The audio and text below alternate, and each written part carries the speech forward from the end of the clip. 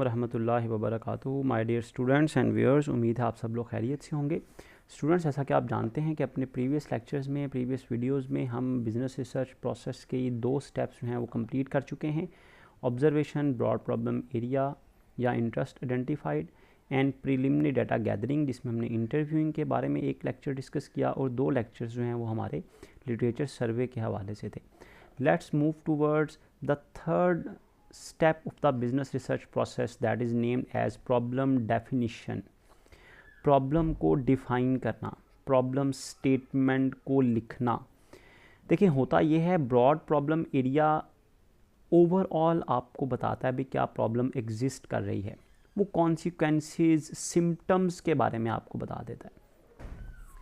मतलब किसी ऐसी सिचुएशन के बारे में जो कि डिज़ायरेबल नहीं थी, या ऐसी सिचुएशन जिसको आप इम्प्रूव करना चाहते हैं, या ऐसी सिचुएशन जिसके बारे में आप मज़ीद स्टडी करना चाहते हैं, रिसर्च करना चाहते हैं, या ऐसी सिचुएशन है जो आप कॉमन बॉडी ऑफ नॉलेज में इम्प्रूवमेंट के लिए आप इंटरेस्टेड हैं, उसमें आप एक्सप्लोर करना चाहते हैं, कॉमन बॉडी ऑफ नॉलेज में कंट्रीब्यूट करना चाहते हैं। अब होता ये ब्रॉड प्रॉब्लम एरिया में मुमकिन है कि आप जिसको प्रॉब्लम समझ रहे हों वो एक्चुअल प्रॉब्लम ना हो, एक्चुअल कॉज ना हो, क्योंकि एक्चुअल कॉज वो होती है, एक्चुअल प्रॉब्लम वो होती है जिसको आप ओवरकम कर लें, सॉर्ट आउट कर लें, तो आपकी जो प्रॉब्लम है वो सॉल्व हो जानी चाहिए। लेकिन अगर आप ब्रॉड प्रॉब्लम एरिया में जो आपको कॉन्सिक्वेंसेस नज़र आती हैं, सिम्टम्स नज़र आते हैं, अगर आप उसके ऊपर ही वर्क करते रहेंगे तो आप कभी भी एक्चुअल प्रॉब्लम से छुटकारा हासिल नहीं कर सकेंगे। फॉर एग्जांपल, आप डॉक्टर के पास जाते हैं या आपके पास घर में कोई टैबलेट है, जब भी आपके सर में दर्द होती है वो आप टैबलेट खा लेते हैं, वो पेन ख़त्म हो जाती है, जैसा कोई पेन किलर वर्क करती है। अब पेन किलर क्या है? पेन क्या है? एक सिम्टम है। अब अगर आप उस सिम्टम को लेकर, उस कॉन्सिक्वेंसेस को लेकर अगर आप सॉल्यूशन ढूंढते रहेंगे तो उसका पेन किलर आपको कोई ना कोई मिल जाएगी, आप सर पे को मालिश कर लेंगे, दबवा लेंगे जी किसी से, उससे वो वक्ती तौर पर तो पेन ख़त्म हो जाएगी, लेकिन आपकी जो एक्चुअल कॉज है, एक्चुअल प्रॉब्लम है, वो सॉल्व नहीं होगी। एक्चुअल प्रॉब्लम के लिए आपको क्या करना पड़ेगा? आपको ब्रॉड प्रॉब्लम एरिया के बाद प्रीलिमिनरी डाटा गैदर करना पड़ेगा, ताकि आप देखें कि भाई ये सर में दर्द किन किन वजूहात की बिना पर होती है। डिफरेंट रिसर्चेस को पढ़ना पड़ेगा, मैगजीन्स को पढ़ना पड़ेगा, लोगों से डिस्कस करना पड़ेगा। देन आप थर्ड स्टेप में फिर पहुंचेंगे, फिर आपको एक्चुअली पता चलेगा ये सर में दर्द तो ये एक सिम्टम थी ना, ये तो कॉन्सिक्वेंसेस थी, इसकी एक्चुअल कॉज क्या है सर में दर्द। वो ब्लड प्रेशर का मसला हो सकता है, वो कोई ब्रेन ट्यूमर हो सकता है, वो आपके कोई डाइट में इशू हो सकता है, वो सीजनल चेंजेस जो आती हैं, वेदर चेंजेस जो आती हैं, उसका इम्पैक्ट हो सकता है, कोई इन्फेक्शन हो सकता है, कोई भी कॉज हो सकती है। एक्चुअली प्रॉब्लम डेफिनेशन में आपने उस रूट कॉज को स्टेट करना है, लिखना है, डिफाइन करना है कि हमारी ये एक्चुअल प्रॉब्लम है, जिसको सॉर्ट आउट करके, जिसके सोल्यूशन ढूंढकर, जिस पर वर्कआउट करके आप प्रॉब्लम को सॉल्व कर सकते हैं। होप्स हो कि आप मेरी बात को समझ रहे होंगे, सुन रहे होंगे। देखें स्टूडेंट्स एंड व्यूअर्स, प्रॉब्लम को डिफाइन करने के लिए आपको कुछ वर्क करना पड़ता है, होमवर्क करना पड़ता है। तो ये थर्ड स्टेज से पहले अगर आप देखें, सेकंड स्टेज में जिसमें हमने प्रीलिमिनरी डाटा गैदर किया, उसमें हमने एक एक्सटेंसिव रिव्यू किया, एक डिटेल्ड रिव्यू किया, लिटरेचर इकट्ठा किया, बुक्स को पढ़ा, हमने ऑनलाइन वेबसाइट्स को पढ़ा, कॉन्फ्रेंस प्रोसीडिंग्स को पढ़ा, आर्टिकल्स, रिसर्च पेपर्स को पढ़ा, ताकि हमें पता चले भी कि लोगों के साथ ऐसे वाक़यात हुए थे तो उन्होंने क्या रिसर्च की थी, उसका क्या सोल्यूशन उन्होंने निकाला था, या एक्चुअल कॉज क्या थी। जैसा कि अपेरेंटली आपको नज़र आता है जी, आपकी कंपनी की सेल्स कम हो रही हैं। भाई, सेल्स कम होना it is a symptom, it is a consequences. अब सेल्स किस वजह से कम हो रही हैं, किस वजह से कम होती रही हैं, होती हैं डिफरेंट ऑर्गेनाइजेशन में, ये आपको लिटरेचर, प्रीलिमिनरी डाटा गैदरिंग से पता चलता है, इंटरव्यूइंग से पता चलता है। देन आप थर्ड स्टेप में आकर प्रॉब्लम स्टेट करते हैं, भाई सेल्स में डिक्रीज़ हो रही थी, उसकी एक्चुअल प्रॉब्लम ये है, there is no innovation according to time. आप टाइम के लिहाज से अपनी प्रोडक्ट में चेंज नहीं लेकर आ रहे, जिद्दतपन नहीं लेकर आ रहे, इस वजह से सेल्स कम हो रही। तो जिद्दतपन लेकर ना आना, that is your problem statement. Innovation, lack of innovation is called your problem statement. अब लैक ऑफ इनोवेशन, इसको ओवरकम कैसे करना है, इसकी वजूहात क्या हैं, ये बेसिकली आपने इस पर रिसर्च करनी है. तो रिसर्च का ये थर्ड स्टेप एक्चुअली आपको राइट पाथ की तरफ मूव करवा देता है कि भाई ये सही डायरेक्शन है, इसको सॉल्व करें, इसको सॉर्ट आउट करें, इसके बारे में पता चलाएं, इसकी डायमेंशन का, इसकी जो वेरिएबल्स हैं इसका पता चलाएं. तो प्रॉब्लम को स्टेट करने का मतलब ये है कि भाई आप जो पहले समझ रहे थे ना, वो शायद सिम्टम हों, शायद कॉन्सिक्वेंसेस हों, शायद वो एंटीसीडेंट्स हों. You have to sort out your real problem by which you can get out from it, जिसको आप सॉर्ट आउट करके उससे छुटकारा हासिल कर सकते हैं. तो इस स्टेप का मकसद ये है जी.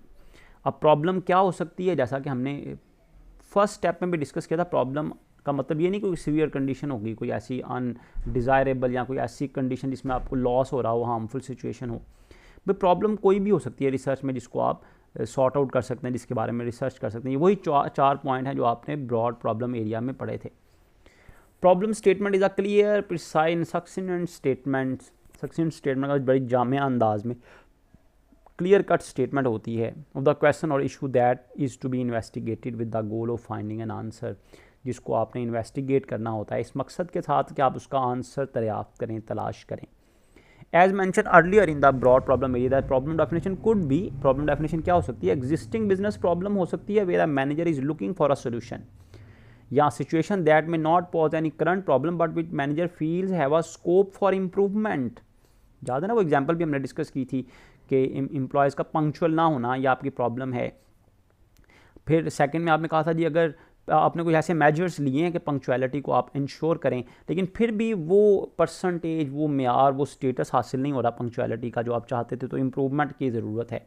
या area which where some conceptual clarity is needed for better theory building, या कोई ऐसा एरियाज़ हैं जिसके डिटेल इन्वेस्टिगेशन की ज़रूरत है ताकि आप डिटेल इन्वेस्टिगेशंस के बाद किसी नतीजे तक पहुंच सकें और अपनी सिचुएशन के बारे में अंडरस्टैंडिंग हासिल कर सकें, ताकि फ्यूचर में आपको ऐसी सिचुएशन फेस ना करनी पड़े या आप बेटर कंडीशंस को जो है वो इनॉग्रेट कर सकें.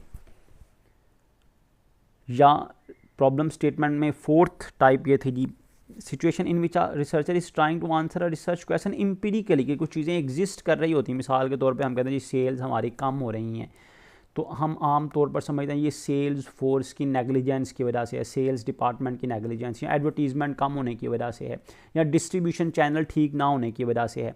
तो ये एक आम रिलेशनशिप पाया जाता है. लेकिन रिसर्च कहती है भाई ऐसी चीज़ें जो एग्जिस्ट कर रही होती हैं, जो रिलेशनशिप्स एग्जिस्ट कर रहे होते हैं, they must be answered empirically, उनके दस्तावेजी सबूत होने चाहिए. ये नहीं कि कह दिया, सुन लिया और बात ठीक लगी तो आपने कहा जी ये हमारा रिलेशनशिप है. ऐसा नहीं है. सिचुएशन ऐसी होनी चाहिए, रिसर्च क्वेश्चन ऐसा होना चाहिए जिसका आंसर आप एम्पिरिकली तलाश करें because of interest in the topic, ताकि उस टॉपिक के बारे में आप लोगों का इंटरेस्ट डेवलप करें. इंटरेस्ट इन द टॉपिक, आपका इंटरेस्ट है, आपकी दिलचस्पी, आप उसके बारे में एम्पिरिकल रिजल्ट्स निकालें, दस्तावेजी सबूत निकालें.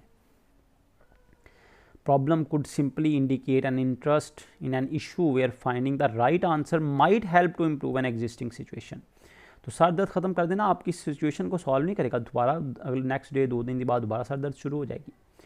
तो प्रॉब्लम वो होती है जिसको आप जब इन्वेस्टिगेट कर लेते हैं, उसका जो सही आंसर आपको मिलता है, might help to improve the existing situation, उसको अप्लाई करने के बाद, उसका सोल्यूशन अप्लाई करने के बाद आप सिचुएशन को सॉल्व कर लेते हैं, सिचुएशन बेहतर हो जाती है.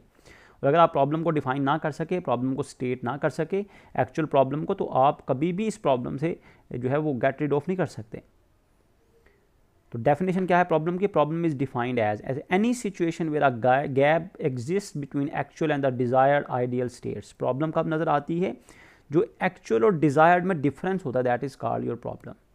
एक चीज़ एक्चुअली ऐसे होना, ब्लड प्रेशर एक्चुअली इतना होना चाहिए, लेकिन आपका मतलब डिज़ायर्ड इतना होना चाहिए जी, आपका ब्लड प्रेशर 120/80 होना चाहिए, लेकिन एक्चुअल कितना है? एक्चुअल है 160/110.